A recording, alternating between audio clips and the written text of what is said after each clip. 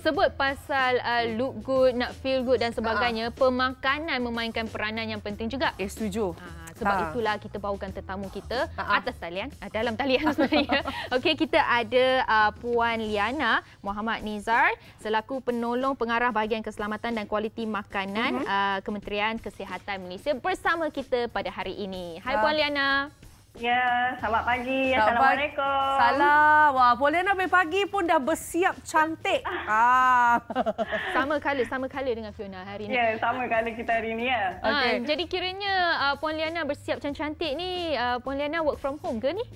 Ya, kita work from home tapi dari masa ke semasa kita perlu juga hadir ke pejabat. Oh, okey. Alright. Jadi sebenarnya macam saya dengan Fiona tadi cakap lah, tadi mula-mula cakap pasal image. Sekarang ni kita cerita pasal makanan pula. Sebab nak jadi seorang pengguna yang bijak. Macam selalunya label makanan yang berada di mana-mana di belakang atau sebagainya, ada orang memang pandang serius. Ada orang macam, label makanan tak pernah tengok pun.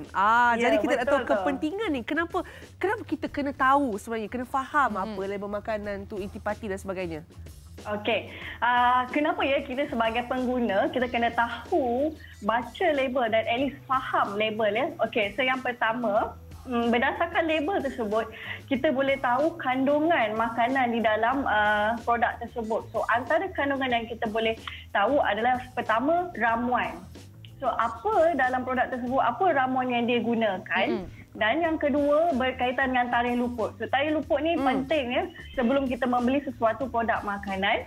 Dan ketiga adalah berkaitan dengan apa kandungan nutrien yang ada dalam produk tersebut. Seperti yang di dalam kaca TV sekarang, so itulah antara maklumat yang selalu ada pada sesuatu produk makanan.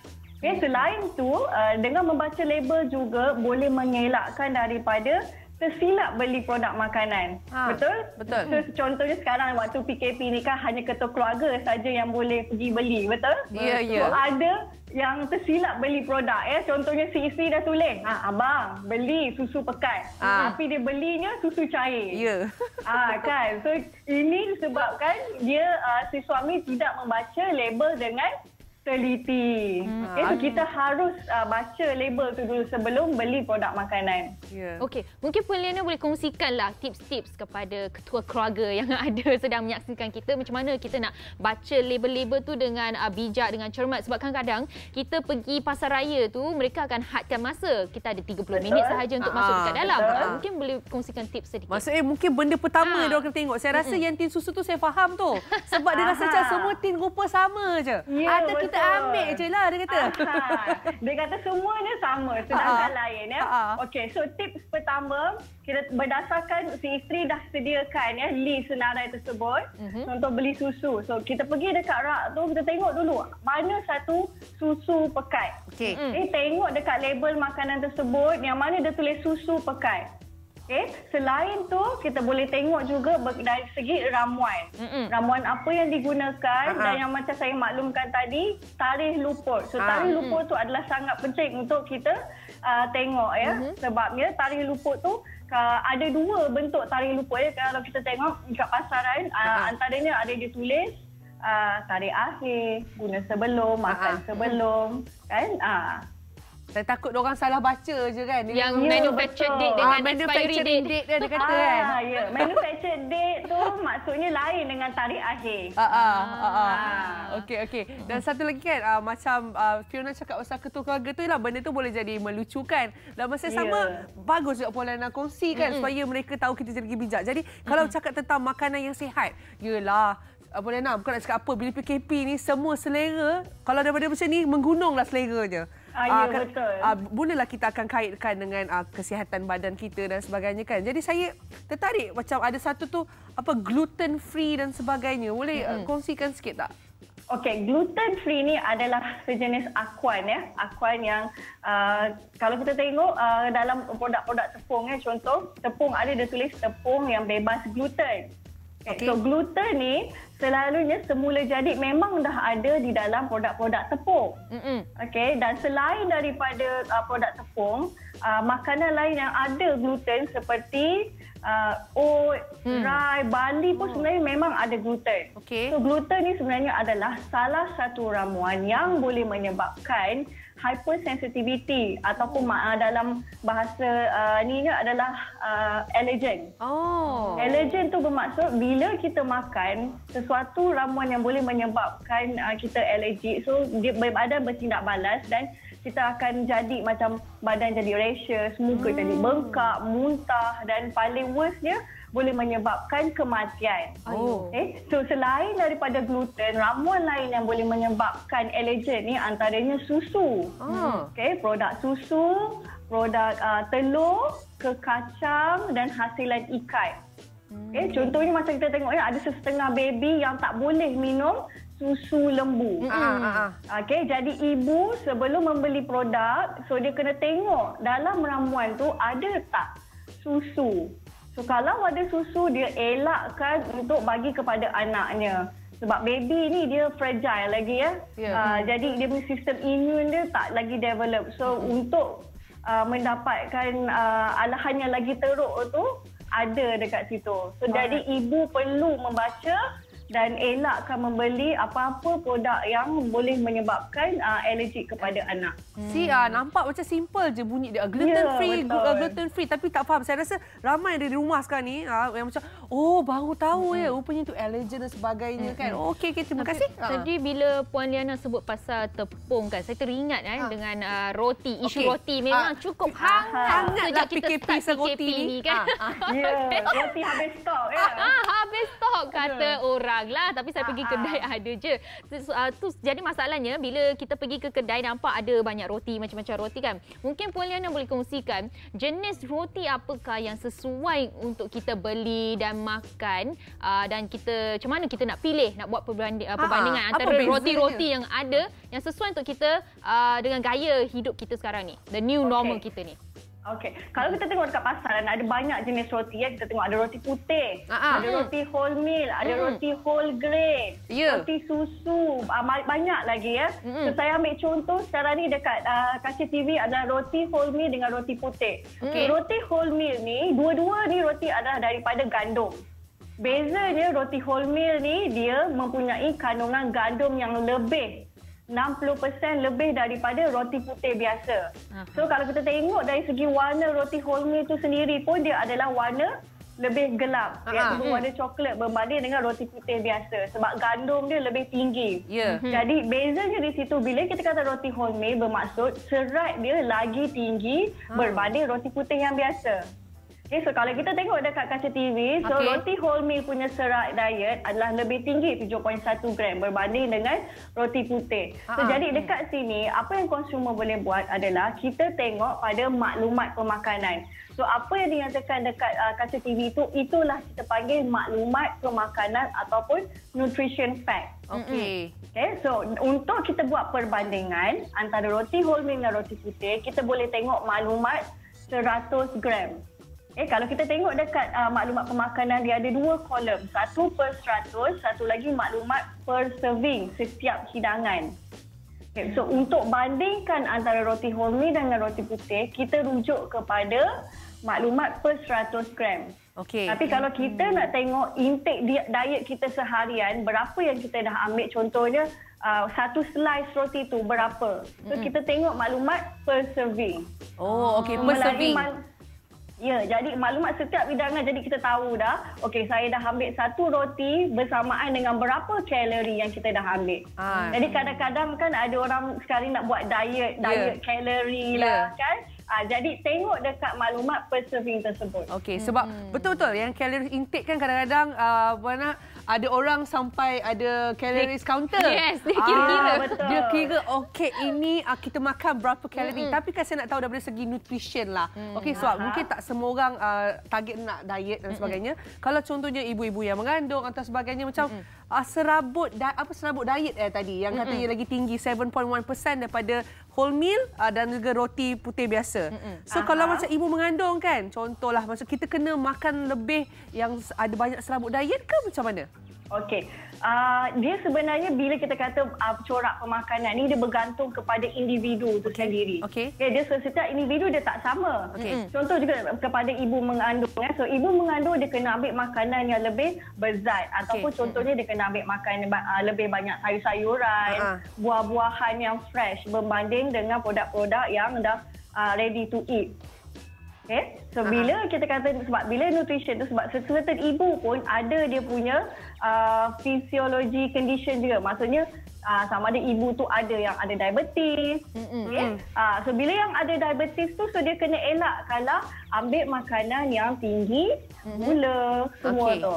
Alright. Kalau yang itu sebut pasal kita tahu kita kena ambil kondisi nutrisi mana yang lebih tinggi. Puan, kita nak tahu juga melalui kita tunjuk label ni, apa yang kita perlu bandingkan untuk dapatkan lebih tinggi dan sebagainya dengan cepatnya lah. Maksudnya tak sempat nak tengok semua kan? Yang mana satu kita kena tangkap. Vitamin lah. Jadi apa yang penting? Top 3 ke top 2 yang kita kena tengok? Okey, dia macam saya cakap tadi, dia bergantung kepada individu tu tersebut dan bergantung kepada jenis produk tersebut juga. Contohnya kalau saya nak minum air bergas. Okey. So bila kita kata air bergas, apa yang dalam terlintas dekat fikiran kita? Gula. Ya, betul. Jumlah gula. Okey. Jadi gula kan? Jadi bila kita pergi pasaran, kita nak beli air minuman bergas, so kita tengok dekat maklumat pemakanan tadi, dekat bahagian jumlah gula. Okey. Jumlah gula dan bandingkan di antara produk A dengan produk B, kita tengok dekat maklumat per 100 gram. Contoh tadi itu per 100 gram. Okey. Jadi kita bandingkan dia di antara dua produk, berapa jumlah gula dia. Jadi kalau kita nak ambil yang lebih sihat, sepatutnya kita ambil jumlah gula yang lebih rendah berbanding yang lebih tinggi. Jadi dia punya konklusinya adalah kita lihat segmen per 100 gram tu lah. Ya, betul. Tengok per 100 gram. Okey, alright. Nampak, kat sini saya rasa banyak knowledge ataupun info yang sebelum ni kalau kita mungkin makan kan, orang kata kita balon je makan. Betul, kan. Betul, jangan macam tu. Okey, mungkin Puan Lina boleh kongsikan juga sebab kita dah nak start bulan puasa Ramadan ni kan. Start Ramadan. Nutrisi apa yang paling penting untuk kita ambil? Okey, nutrisi dia kena, dari segi nutrisi ya, kita kena balance. Okey. Okey, dia kena balance, semua intake dia kena balance. So maksudnya kita kena ambil karbo, kita kena ambil protein, kita kena ambil fat juga supaya makanan seharian kita cukup untuk bekalkan tenaga dari pagi hingga ke petang. Supaya kita tak lapar tengah-tengah hari ni. Okey, so apa macam saya cakap tadi lah, balance. So maksud waktu sahur tu kita kena ambil lah nasi sedikit, ambil ayam, protein, ambil sayur, ambil buah. So jadi kita punya pemakanan tu adalah lengkap. Okey, contoh macam kalau kita tengok di skrin sekarang label kan, macam mungkin Puan Lina kata setiap orang dia punya intake makanan berbeza-beza. Contoh macam kalau orang yang pregnant, orang yang mengandung, katanya kena ada nutrisi lebih sebab makan untuk diorang katanya. Jadi macam mana tu? Apa yang patut saya tekankan dulu? Adakah karbohidrat kena lagi lebih ke ataupun macam mana? Tenaga ke? Macam saya cakap, dia seimbang. Kita tak boleh tengok saya nak lebih karbo ke, saya nak lebih fat. Tak boleh macam tu. Sebab dia kena seimbang. So berdasarkan maklumat nutrisi tersebut, yang kita boleh bandingkan adalah kalau kita nak ambil makanan yang tinggi carb, so kita tengok dekat carb tu yang mana yang lebih tinggi. Kalau kita nak makanan yang rendah fat, so kita tengok dekat situ yang mana satu lagi rendah fat. Tapi dia tak ada keutamaan yang mana carb dulu ke, fat dulu ke, tak ada. Sebab dia kena seimbang antara keempat-empat tersebut. I see. Okey, yang itu Puan Lina dah tekankan, individu lain dia perlukan orang kata macam carb ke ataupun protein yang berbeza jumlah intake. Tapi kena seimbang. Saya pernah dengar juga ada benda ni lah yang dipanggil apa, colour of food.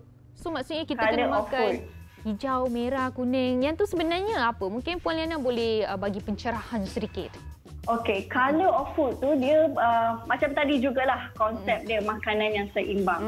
Dia kata colour of food, so ada yang hijau, ada yang merah. Okey, jadi pemakanan tu dia mestilah seimbang. Okey. So kita tak boleh ambil yang merah tu lebih, yang hijau tu lebih. Okey, so dia kena seimbang antara semuanya. Maksudnya dalam arti kata lain, kita kena kasih adil lah. Dan dia ikut badan kita sendiri macam mana. So individu kena tahu nutrisi setiap diri sendiri. Okey, itulah. Jadi ini sebenarnya adalah apa cara-cara untuk jadi pengguna yang bijak selain daripada jadi pemakan yang bijak. Betul. Tapi sebut pasal pemakan pemilih ataupun pembeli yang bijak, mungkin Puan Liana boleh juga kongsikan tips-tips macam mana kita nak bezakan antara produk-produk yang tulen dengan produk-produk yang palsu. Sebab dekat luar pasaran sekarang ni ada banyak produk-produk. Contohnya tin kan, produk tin, makanan tin ada yang memang betul-betul is tulen, ada juga yang palsu. Mungkin Puan Liana boleh bagi tahu kita macam mana kita nak bezakannya. Okey, nak kata tulen atau tak tulen tu agak sukar ya. Sebab dekat pasaran tu memang kita kata banyak produk yang hampir sama. Okay? So nak kata tulen atau tak tulen tu agak sukar lah kita kata. Okay? Jadi apa yang kita boleh buat adalah bila kita beli pergi pasaran tersebut, jadi kita dah biasa dengan brand yang kita beli selalu, betul? Kita dah brand A contohnya. So kita dah biasa dengan brand A tersebut. Jadi andai kata tiba-tiba satu hari brand A tu dia berubah design, berubah nutrisi makanan, so kita berwaspada untuk membelinya. Dan sekiranya dia kata okey, new formulation, okey, so kita tahulah dia adalah brand yang sama. Jadi bila kita makan produk tersebut, so kita applykan konsep bau, hidu dan rasa, yang mana bila kita makan produk tu, andai kata dia punya rasa tu berbeza dengan previously yang produk yang sebelumnya tu, so mungkin kita boleh nak kata dia tiruan ke atau tak tiruan tu, kita boleh buat aduan pula kemudian. Okey. Dan Puan Liana, kita nak tahu juga bila kita nak dekat puasa ni, of course kita akan pilih makanan apa nak makan, apa juadah kita ready nak masak, belajar resipi baru kan. Jadi nak tahu juga macam makanan apa yang patut ada di isi rumah. Kalau kita tahu orang Malaysia kebanyakannya mesti ada nasi, kalau tak tengah hari menggigil, tak boleh makan. Ataupun cili. Dia punya apa yang perlu kita ada kat rumah untuk bulan Ramadan ni. Okey, untuk bulan Ramadan ni of course lah yang pertamanya kurma lah. Kurma, kismis, so benda-benda tu dia adalah karbohidrat yang memberi gula yang cepat. Okay, so ada sesetengah orang dia sahur tu dia tak makan. Dia hanya ambil 3 ulas ataupun 3 ketul kurma sahaja. So, sebab kurma tu dia memberi gula. Jadi kurma tu perlu ada kat rumah. Jadi dengan kurma tu kita bolehlah bagi tenaga kat kita sepanjang harian. Selain daripada nasi. So siapa yang boleh makan nasi, makan juga nasi. Siapa yang rasa memang dia tak boleh nak makan nasi pagi nak muntah semua tu, so makanlah kurma at least. Macam Puan Liana boleh makan nasi tak pagi-pagi? Saya memang makan nasi lah. Geng lah kita nampaknya. Saya pun tengah malam pun saya makan nasi. Amboi ya Allah. Itulah sebenarnya Puan Liana banyak yang kami belajar tentang nak jadi pengguna yang bijak lagi-lagi untuk memahami label makanan. Walaupun masa PKP ni maksudnya kita kena bijak lah kan nak tahu apa yang kita makan sebab ini nak masuk dalam badan. Orang kata you are what you eat. Gitu. Betul di situ. Okey, jadi Puan Liana, thank you so much. Terima kasih dengan apa yang dikongsikan Puan Liana. Saya pasti ketua keluarga yang ada dekat rumah kejap lagi nak pergi beli barang ke dan sebagainya, tak salah beli, tak tersilap beli lagi lah dekat sini. Kami harap susu lepas ni dibeli dengan betul ya. Susu cair sepekat. Betul.